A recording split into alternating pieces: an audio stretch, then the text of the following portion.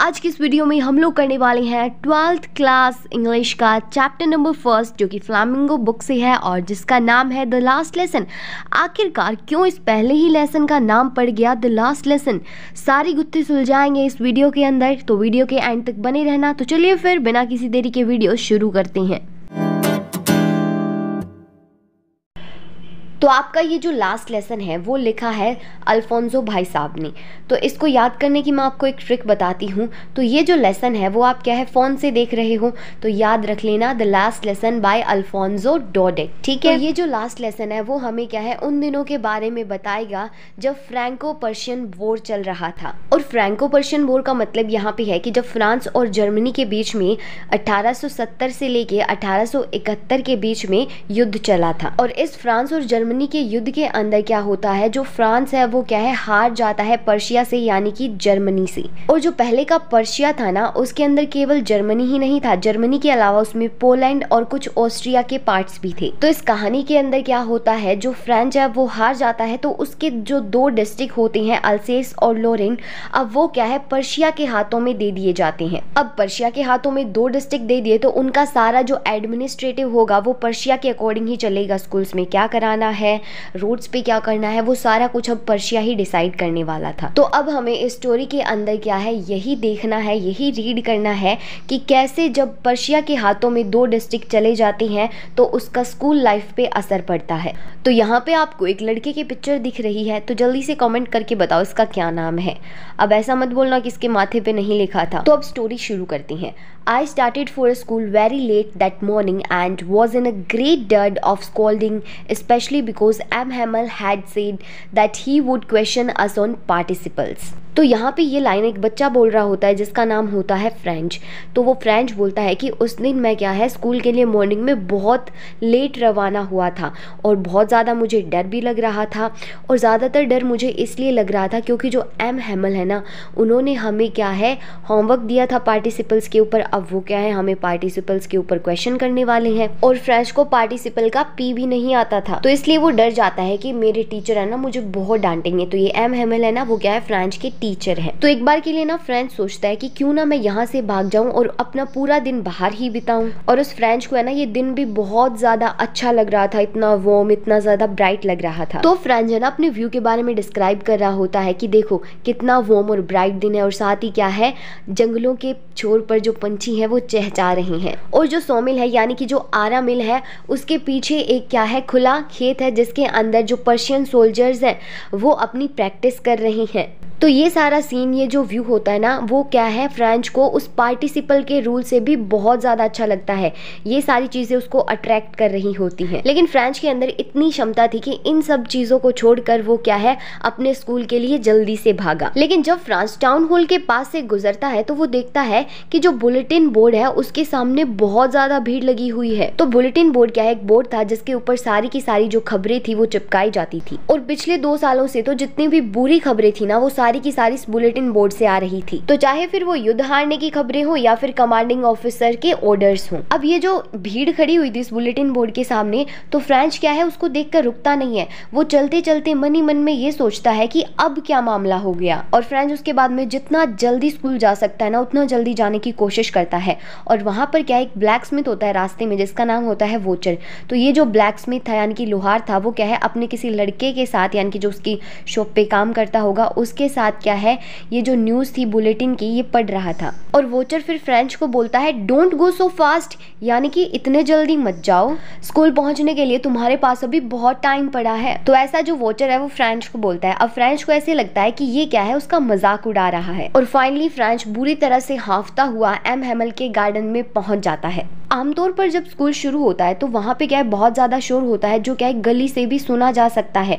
और ये शोर होता है डेस्क को खोलने और बंद करने का। और जो लेसन्स है वो क्या है यूनिसन में रिपीट कराए जाते हैं, यानी कि टीचर बोलता है और बच्चे पीछे पीछे रिपीट करते हैं और वो बहुत तेज होती हैं। और जो बच्चे होते हैं ना वो क्या करते हैं जो अपने हाथ है वो कानों पे लगा लेते हैं ताकि उन्हें अच्छे से समझ में आ जाए। देखो कितनी फनी बात है। और जो टीचर है वो क्या है अपना रूलर टेबल पे मार रहा होता है। तो आमतौर पर ये सारी की सारी आवाज़ें आ रही होती हैं स्कूल से। लेकिन आज जब स्कूल में फ्रांस पहुंचा तो उसे सब कुछ बहुत ज़्यादा शांत लगा। अब फ्रांस को पहले ऐसा लग रहा था कि ये जो शोरगुल होगा उसके अंदर क्या है वो चुपके से जाके अपने बेंच के ऊपर बैठ जाएगा और किसी को पता ही नहीं चलेगा। लेकिन उस दिन क्या है सब कुछ बहुत ज़्यादा शांत था, जैसे कि एक संडे की मॉर्निंग होती है।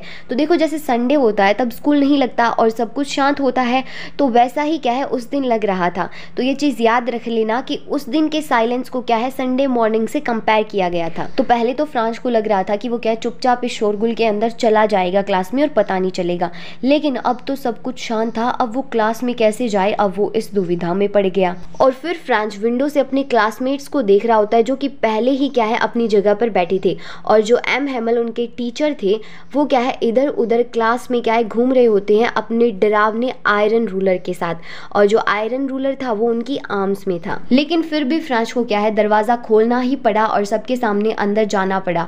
हम लोग क्या है ये इमेजिन कर सकते हैं कि एक तो उसको पार्टिसिपल का टॉपिक भी याद नहीं है और दूसरा वो लेट हो चुका है, तो वो कितना ज़्यादा डरा हुआ होगा। लेकिन वो जितना डर रहा होता है ना ऐसा कुछ भी नहीं होता। जो एम हैमल है वो उसे देखते हैं और बहुत ही आराम से कहते हैं जाओ फ्रांस जल्दी से अपनी जगह पर बैठ जाओ। और एम हैमल कहते हैं कि हम तुम्हारे बिना ही शुरू करने वाले थे। और फिर जो फ्रांस होता है वो क्या अपने बेंच से कूद कर और डेस्क के ऊपर बैठ जाता है। देखो ये कितना शरारती है, फिर भी कूद कर ही बैठा है, ऐसा नहीं कि सीधा सीधा चला जाऊं। और फ्रांस ने जब तक ये नहीं देखा तब तक उसका जो डर है वो थोड़ा कम ना हो गया हो कि उसके टीचर ने क्या है एक बहुत ही ब्यूटीफुल सा बहुत ही सुंदर हरे कलर का कोट पहना हुआ है और फ्रिल्ड शर्ट पहनी है, और साथ ही एक सिल्क की टोपी पहनी हुई है जो काले रंग की है, और ये सारा कुछ क्या है एम्ब्रॉयडर्ड है, उसके ऊपर एम्ब्रॉयडरी की हुई है। तो देखो मैंने आप लोगों को समझाने के लिए यहाँ पे एम हैमल को बेचारे को कलर कर दिया। तो इससे याद रख लेना कि उन्होंने क्या है फ्रिल शर्ट पहनी थी, ब्लैक कलर की सिल्क की कैप पहनी थी, और साथ ही क्या है ग्रीन कलर का कोट पहना हुआ था। इस पिक्चर को अपनी आंखों में बसा लो अच्छे से। और जो एम हैमल है ना वो इतने सुंदर कपड़े कभी नहीं पहनते, वो सिर्फ तभी पहनते हैं जब या तो इंस्पेक्शन हो या प्राइज डे हो, यानी कि या तो उसे कोई इंस्पेक्शन करने जाना हो या फिर क्या है प्राइज डिस्ट्रीब्यूशन डेज हो। और इन सब चीज़ों के अलावा भी जो पूरा स्कूल है वो बहुत ज़्यादा अजीब और शांत दिखाई दे रहा था। लेकिन एक चीज़ जो सबसे ज़्यादा हैरान कर देने वाली थी वो ये थी कि जो बैक बेंचेस थे यानी कि जो पीछे वाले बेंचेस थे वो हमेशा खाली रहते थे, और आज उन पे क्या है चुपचाप विलेजर्स बैठे हुए थे, यानी कि गांव के लोग बैठे हुए थे। उन स्टूडेंट्स की तरह वो लोग भी चुपचाप बैठे हुए थे, और वहाँ पर बैठा हुआ था ओल्ड होसर, ये एक विलेजर का नाम है याद रखना। और उसने क्या है 3 कॉर्नर वाली हैट पहनी हुई थी, और वहाँ पर जो पहले के मेयर थे वो बैठे हुए थे, और साथ ही उन लास्ट बेंचेस के ऊपर जो पहले के पोस्ट मास्टर थे वो बैठे हुए थे, और उनके ही बगल में और भी बहुत सारे लोग बैठे हुए थे। और जो होजर था ना वो क्या है ओल्ड प्राइमर लाया था अपने साथ, यानी कि पुरानी बुक लाया था, और जिसके जो एजेस हैं जो किनारे हैं वो थोड़े गंदे हो चुके थे, ठीक है। और साथ ही क्या है वो जो हॉजर ने अपनी बुक थी ना वो अपनी नीज़ पे रख रखी थी, ठीक है, ऐसे बैंड करके अपनी नीज़ पे रख रखी थी उसने बुक, और उसकी जो स्पेक्टिकल्स थी उसकी चश्मा थी वो भी वहीं पर पेजेस पे पड़ी हुई थी। तो जो फ्रांस है ना वो इन सब चीज़ों के बारे में देख रहा होता है, ठीक है, हैरान हो रहा होता है। तभी जो एम हैमल है वो क्या है अपनी चेयर के ऊपर बैठ जाती हैं, और वो बड़ी ही गंभीर आवाज़ में जैसे कि वो क्या है फ्रेंच के लिए इस्तेमाल करते हैं वैसे बोलते हैं वो कि मेरे बच्चों ये लास्ट लेसन है जो मैं तुम्हें पढ़ाऊंगा। तो देखा अब आपको समझ में आया कि कैसे इस चैप्टर का नाम द लास्ट लेसन पड़ा। तो दरअसल ये चैप्टर क्या है फ्रेंच लैंग्वेज के अंदर एम हैमल का लास्ट चैप्टर होने वाला होता है, जो कि क्या है वो उनके बच्चों को पढ़ाने वाले हैं। तो इसीलिए इस चैप्टर का नाम था द लास्ट लेसन। तो ऑर्डर आया होता है बर्लिन से कि अब जो स्कूल है अल्सेस और लोरेन के उनके अंदर क्या है सिर्फ जर्मन ही पढ़ाई जाएगी, ठीक है, अब क्या है फ्रेंच नहीं पढ़ाई जाएगी। अब आप लोग ध्यान से समझो कि जो ऑर्डर था जर्मन पढ़ाने का अल्सेस और लोरेन के स्कूलों में वो क्या है बर्लिन से आया था, और जो बर्लिन है वो क्या है कैपिटल है जर्मनी की, और जो नया मास्टर है जर्मन का वो क्या है कल आ जाएगा। और ये क्या है फ्रेंच लैंग्वेज का लास्ट लेसन है, इसीलिए क्या है एम हैमल चाहते हैं कि हर कोई इसे बहुत ही ध्यान से सुने, हर कोई अटेंटिव रहे। और जैसे ही एम हैमल ये अपनी बात खत्म करते हैं तो जो फ्रेंच है वो ये सोचता है कि ये जो वर्ड्स थे ना मेरे लिए वो क्या एक थंडर क्लैप की तरह थे, यानी कि बिजली की कड़कड़ाहट की तरह थे। ओह द wretches। अब वो क्या है, जो फ्रेंच है वो बुरा भला कह रहा होता है उन जर्मन्स के लिए। That was what they had put up at the town hall. अच्छा, तो यही खबर थी जो उन्होंने टाउन हॉल पे लगाई हुई थी। तो आपको मैंने शुरू में बताया था ना कि टाउन हॉल के पास भीड़ लगी हुई थी, तो उस जो बुलेटिन बोर्ड था उस पर यही खबर छपी हुई थी। अब ये फ्रेंच के लिए क्या है, फ्रेंच का लास्ट लेसन होता है। वो सोचता है क्यों, मैंने बड़ी मुश्किल से ही तो इसे लिखना सीखा था और अब मैं इसे कभी नहीं सीख पाऊंगा, फिर मुझे वहाँ पे रुक जाना चाहिए था। अब देखो, जो फ्रेंच होता है ना वो क्या है, सॉरी फील कर रहा होता है कि मैंने क्यों नहीं अपने जो ग्रामर के लेसन्स हैं या फ्रेंच के लेसन्स हैं वो याद किए, क्यों मैं जो बर्ड्स के एग्स है वो देखता रहा, क्यों मैं स्लाइड्स पर जाता रहा सार के अंदर। और जो फ्रेंच की बुक्स थी ना उसे पहले क्या है एक नॉनसेंस लग रही थी, बहुत ज़्यादा उसको भारी लग रही थी उसकी जो ग्रामर और जो हिस्ट्री की बुक्स हैं। अब वो उसे क्या है अपनी ओल्ड फ्रेंड की तरह लग रही है और अब फ्रेंच को लगता है कि मैं इसको छोड़ नहीं सकता। अब इसको इम्पोर्टेंस रियलाइज़ हो जाती है अपनी लैंग्वेज की।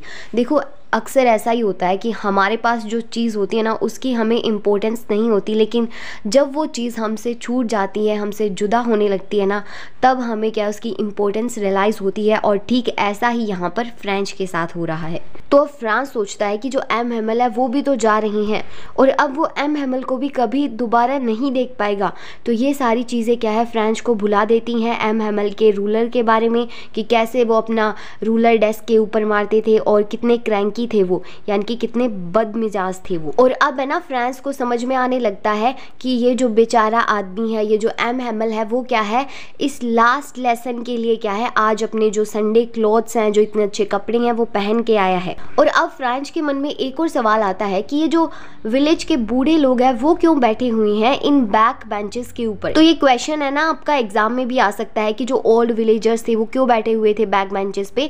तो इसे ध्यान से सुनना कि जो विलेजर्स है वो भी सॉरी फील कर रहे थे, उन्हें भी क्या है बुरा लग रहा था। वो ज़्यादा तो स्कूल नहीं गए थे, लेकिन ये उनका तरीका था जिससे वो क्या है एम हेमल को थैंक्स कहने आए थे, जो एम हेमल ने 40 साल की सर्विस दी थी उसके लिए। तो ध्यान रहे कि एम हेमल को क्या है पढ़ाते हुए 40 साल हो गए थे। और साथ ही क्या है वो इसलिए भी आए थे ताकि वो क्या है अपनी कंट्री के लिए रिस्पेक्ट शो कर पाए, अब जो उनकी नहीं रही। क्योंकि आपको पता ही है जो मैंने शुरुआत में बताया था कि अब क्या है पर्शिया का हक हो गया है 2 डिस्ट्रिक्ट्स पे, अल्सेस और लोरेन पे। तो अब वो कंट्री है उनकी नहीं रही थी, वो क्या है जर्मन लोगों की हो गई थी, पर्शियंस की हो गई थी। तो ये सारी बातें फ्रेंच सोच रहा होता है, तब उसे क्या है अपना नाम सुनाई देता है और अब क्या है उसकी टर्न आ जाती है सुनाने की, जो उन्हें टॉपिक दिया गया था ना पार्टिसिपल का। अब फ्रेंच मन में सोचता है बिना किसी गलती के पार्टिसिपल के भयानक नियम को पूरा जोर जोर से सुनाने के लिए मैं क्या कुछ नहीं करने को तैयार था। तो फ्रेंच को लगता है कि वो पार्टिसिपल सुनाने के लिए कुछ भी कर सकता है, लेकिन जैसे ही उसकी टर्न आती है तो वो पहला वर्ड ही मिक्स कर देता है,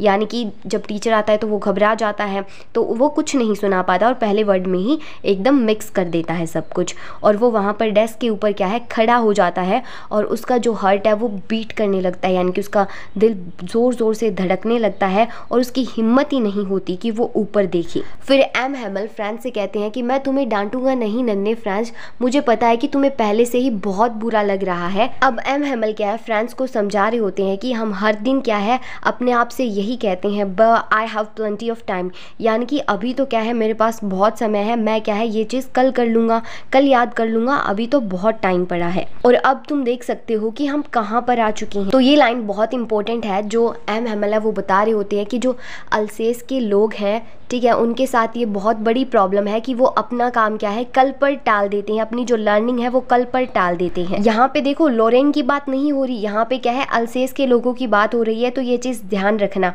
कि जो अल्सेस के लोग हैं वो क्या है प्रोकास्टिनेट करते हैं, यानी कि अपना काम कल पर टाल देते हैं। और एम हेमल कहते हैं कि जो बाहर के लोग हैं, जो पर्शिया के लोग यहाँ पर आएंगे, वो यही कहेंगे तुमसे कि तुम क्या है क्या दिखावा करते हो फ्रेंचमैन होने का, ना ही तो तुम्हें फ्रेंच बोलनी आती है और ना ही लिखनी आती है, तुम्हें तुम्हारी खुद की लैंग्वेज ही बोलनी लिखनी नहीं आती, तो घंटा क्या तुम फ्रेंचमैन हो। और एम हेमल कहते हैं कि नन्हे फ्रांच तुम ही यहाँ पर क्या है सबसे बुरे नहीं हो, हम सबको भी क्या है अपने आप को दोष देने के बहुत सारे कारण हैं। और एम हेमल फ्रेंच से कहते हैं कि तुम्हारे पेरेंट्स भी क्या है तुम्हें शिक्षा दिलवाने के लिए इतने ज्यादा दिलचस्प नहीं थे, और वो क्या है तुम्हें अपने फार्म पे काम लगा लेते या फिर मिल पर काम लगा लेते थे ताकि उनके पास क्या है ज्यादा पैसा आ जाए। और अब जो एम हेमल होते हैं ना वो खुद को भी ब्लेम करते हैं कि गलती तुम्हारे पेरेंट्स की नहीं है फ्रांस, गलती मेरी भी है कि मैं भी तुम्हें सिखाने की बजाय कई बार बोल देता था कि मेरे जो फ्लावर्स हैं उनको पानी दो, मेरे प्लांट्स को पानी दो। और जब मैं मछली पकड़ने जाता था तो क्या मैंने तब तुम्हारी छुट्टी नहीं की? यानी कि वो बोलते हैं कि मुझे छुट्टी नहीं करनी चाहिए थी, मुझे मछली पकड़ने नहीं जाना चाहिए था, उसकी बजाय मुझे तुम्हें सिखाना चाहिए था। और फिर उसके बाद में क्या है, वो ऐसे ही बातें करते रहते हैं फ्रेंच लैंग्वेज के बारे में। और फिर एम हैमल फ्रेंच लैंग्वेज की तारीफ करते हुए बोलते हैं कि ये क्या है, दुनिया की सबसे ज़्यादा ब्यूटीफुल लैंग्वेज है, ये सबसे ज़्यादा क्लियरेस्ट और लॉजिकल लैंग्वेज है इस दुनिया की। ठीक है, याद रखना कि उन्होंने फ्रेंच लैंग्वेज को क्या है, ब्यूटीफुल, लॉजिकल और क्लियरेस्ट लैंग्वेज बोला है। और इसलिए हमें इस लैंग्वेज की क्या है, रक्षा करनी चाहिए और हमें इसे कभी भी नहीं भूलना चाहिए। ये सब बातें एम हैमल बताते हैं बच्चों को। तो अब एक बहुत ज़्यादा इंपॉर्टेंट बात बताने जा रही हूँ, तो उस पर ध्यान देना कि जब लोग बंदी होते हैं, अगर वो अपनी लैंग्वेज को नहीं छोड़ते तो वो लैंग्वेज ही क्या है, उनका जो प्रिजन होता है, जेल होता है, उसके लिए क्या है, चाबी होती है। तो अब एम हैमल समझाना चाह रहे हैं कि भले ही आप क्या है, पर्शियन लोगों के हक में आ गए हों, भले ही वो अब आपको जर्मन पढ़ाएंगे, लेकिन आपको क्या है, अपनी लैंग्वेज नहीं छोड़नी है। क्योंकि अगर आप एक बार अपनी लैंग्वेज छोड़ दोगे तो आप हमेशा हमेशा के लिए इसी के अंदर क्या है, बंद रह जाओगे, आपको अपनी इंपॉर्टेंस कभी नहीं मिलेगी। फिर उसके बाद में एम हैमल ग्रामर का एक लेसन खोलते हैं और उसे पढ़ना स्टार्ट करते हैं। अब जो फ्रेंच है ना, वो एकदम अमेज्ड हो जाता है, शॉक्ड हो जाता है कि अब उसे क्या है, एकदम सब कुछ समझ आने लगता है। और जो भी एम हैमल बोलते हैं अब वो फ्रांस को बहुत ज़्यादा इजी लगने लगता है। अब फ्रेंच भी यही सोचता है कि मैंने कभी इतनी ध्यान से लेसन्स को सुना ही नहीं, या फिर एम हैमल ने कभी इतने अच्छे से एक्सप्लेन किया ही नहीं, इतने पेशेंस के साथ कभी समझाया ही नहीं जितना वो आज समझा रहे थे। आज उसको जो लास्ट लेसन था ना, इसलिए सब कुछ बहुत ज़्यादा अच्छे से समझ में आ रहा था। एम हैमल भी बहुत ज़्यादा अच्छे से एक्सप्लेन कर रहे थे हर एक चीज़ को, और ऐसा लग रहा था कि एम हैमल है वो क्या है, एक ही बार में सारी की सारी जो नॉलेज है वो उन बच्चों के दिमाग में डाल देना चाहते हैं। और ग्रामर के लेसन के बाद उनका लेसन था राइटिंग के अंदर, और उस दिन जो एम हैमल थे वो क्या है, नई कॉपीज भी लाए थे उन स्टूडेंट्स के लिए। और उन कॉपीज के ऊपर बहुत ही ब्यूटीफुल हैंड राइटिंग में लिखा हुआ था फ्रांस अल्सेस, फ्रांस अल्सेस। और जो कॉपीज थी ना, वो ऐसी लग रही थी कि इस स्कूल रूम के अंदर क्या है, वो फ्रांस के झंडे की तरह लहरा रही हूँ। और ऐसा लग रहा था कि वो झंडे क्या है, उनके डेस्क के ऊपर रोड से बांध दिए गए हूँ। और अब ऑथर हमें कह रहा होता है कि सारे वहाँ पर क्या है, काम पर लगे हुए थे और सब कुछ बहुत शांत था। वहां पर आवाजें आ रही थी तो सिर्फ आवाजें थी पेन के स्क्रैचिंग की, जो कि पेपर के ऊपर वो बच्चे पेन चला रहे थे, सिर्फ उन्हीं की आवाज आ रही थी। तो एक बार क्या होता है ना, क्लास के अंदर कुछ बीटल्स आ जाते हैं, लेकिन कोई भी उनके ऊपर ध्यान नहीं देता। और इवन जो छोटे बच्चे क्लास के अंदर होते हैं वो भी उनके ऊपर ध्यान नहीं देते, जो कि क्या है, फिश हुक्स बना रहे होते हैं, फिश के जो हुक्स होते हैं वो बना रहे होते हैं। और वो छोटे बच्चे जो फिश हुक्स बना रहे थे, उनको वो क्या है, फ्रेंच की तरह ही लग रहे थे। और छत के ऊपर जो कबूतर होते हैं ना, वो क्या है, बहुत ही धीरे धीरे क्या है, गा रहे होते हैं अपनी ही आवाज में। अब फ्रेंच क्या है, अपने ही मन में सोचता है, will they make them sing in German even the pigeons, कि क्या वो पर्शियन लोग इन कबूतरों को भी मजबूर करेंगे जर्मन में गाने के लिए। अब है ना, वो ऐसे ही बैठा बैठा सोच रहा होता है, उसके मन में क्या है, पर्शियंस को लेकर बहुत घृणा भर गई होती है कि क्यों उन्होंने हमारी लैंग्वेज को क्या है, बंद करवा दिया कि आज से तुम्हें ये नहीं बोलनी। अब वो सोच रहा था क्या वो पक्षियों को भी नहीं छोड़ेंगे, पक्षियों से भी जर्मनी गाने के लिए कहेंगे। तो ऐसा कुछ फ्रेंच सोच रहा होता है। और जब भी क्या है, फ्रेंच अपनी राइटिंग करते करते ऊपर देखता है तो वो देखता है कि जो एम हैमल है वो क्या है, मोशनलेस एकदम स्टीक बैठे हुए हैं अपनी चेयर के ऊपर, और वो क्या है, एक के बाद एक चीज़ों को घूरे जा रहे हैं, जैसे कि वो क्या है, अपने दिमाग में बिठाने की कोशिश कर रहे हैं हर एक चीज़ को कि कैसा स्कूल का रूम दिखा करता था। और एम हैमल भी क्या है, थोड़े से इमोशनल हो जाते, क्योंकि वो 40 सालों से क्या है, एक ही प्लेस पर थे, इसी स्कूल में ही थे। इनके सामने क्या है, इनका गार्डन था जो कि विंडो से दिखाई देता था, और उनके सामने उनकी क्लास थी। और जो डेस्क और बेंचेस थे वो क्या है, स्मूथ हो गए थे, उनको इतना यूज़ किया उसके बाद में वो क्या है, स्मूथ हो गए। और जो वॉलनट ट्रीज थे उनके गार्डन के अंदर वो भी लंबे हो गए। अब ये 40 सालों में बता रहा है कि क्या क्या हुआ था। और एक हवाइन ट्री जो कि एम हैमल ने लगाया था वो भी क्या है, विंडोज से रूफ तक पहुंच चुका है। और बेचारे एम हैमल का क्या है, दिल टूट गया था कि अब उन्हें क्या है, इन सब चीज़ों को छोड़कर जाना होगा। और जो एम हैमल की सिस्टर थी वो भी क्या है, उनके ट्रंक्स पैक कर रही थी, तो उसकी भी आवाज़ ऊपर रूम से नीचे आ रही थी। और उनको अगले ही दिन क्या है, ये देश देश छोड़कर जाना था। लेकिन फिर भी एम हेमल के अंदर इतनी हिम्मत थी कि वो उन्होंने जो पार्टिसिपल के ऊपर टॉपिक दिया था वो उन सब बच्चों से सुन ले। उसके बाद में उन्होंने क्या है राइटिंग की और उनका हिस्ट्री में लेसन था। जो बेबीज थे वो क्या है अपना बोल रहे थे बा बेबी बू, वहाँ पे आपको पता होगा कि बेबीज भी आए हुए थे। और क्लास के अंदर ही रूम में पीछे ओल्ड होसर बैठा हुआ था जिसने अपने चश्मे लगा लिए थे और अपनी जो प्राइमर थी जो बुक वो लाया था उसने क्या है वो अपने हाथ में पकड़ ली थी और वो भी क्या है लेटर्स को स्पेल कर रहा था, उनको पढ़ने की कोशिश कर रहा था। और हम ये देख सकते थे कि ओल्ड होसर भी रो रहा था।